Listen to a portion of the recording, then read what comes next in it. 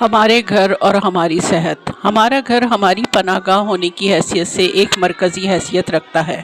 ہمارے گھر اور ہماری صحت کا آپس میں گہرا تعلق ہے۔ یہ ایک حقیقت ہے کہ آلودہ ہوا ہماری موت کا سبب بن سکتی ہے۔ یہ ہماری زندگی کے لیے بہت بڑا خطرہ ہے۔ اس کی وجہ سے فالج، پھیپھڑوں کا کینسر اور سانس کی بیماریاں لاحق ہو جاتی ہیں۔ دنیا میں ہر سال 17 لاکھ لوگ آلودہ ہوا کی وجہ سے موت کا شکار ہو جاتے ہیں۔ ہم سب اپنی صحت کے لیے اپنے گھر کو دنیا کی محفوظ ترین جگہ سمجھتے ہیں کہ ہمیں آلودگی کا سامنا صرف گھر سے باہر ہے، جبکہ حقیقت یہ ہے کہ گھر کے اندر کی فضا بھی ہماری غفلت کی وجہ سے باہر کی فضا سے زیادہ آلودہ ہو جاتی ہے۔ اس کی کئی وجوہات ہیں، مثلاً گھر میں ہوا کی آمد و رفت کا نامناسب انتظام، گھر کی تعمیر میں استعمال ہونے والا سیمنٹ اور رنگ وغیرہ، کھانا پکانے اور کھانا کھانے میں استعمال ہونے والے برتن، گھر کی صفائی میں استعمال ہونے والی چیزیں، پانی کو ذخیرہ کرنے والا ٹینک وغیرہ۔ جب ہم گھر کے اندر غور کریں تو روشنی میں چھوٹے چھوٹے سے ذرات ہوا میں تیرتے نظر آتے ہیں۔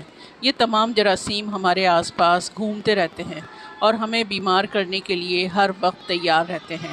کچھ احتیاطی تدابیر ہمیں محفوظ رکھ سکتی ہیں، جیسے گھر میں موجود کھڑکیاں اور دروازے دن میں کئی وقت کھول کر رکھنا، کمرے کو دھوپ لگانا، کھانا پکاتے اور نہاتے وقت ہوا کا اخراج باہر کی جانب کرنے والا پنکھا ضرور چلائیں۔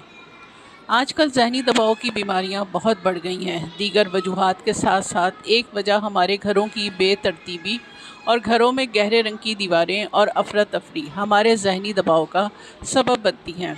ماہرین نے اپنی تحریر سے یہ ثابت کیا ہے کہ ترتیب اور رنگ بھی انسان کے مزاج اور رویے اور کام کرنے کی صلاحیت کو متاثر کرتے ہیں۔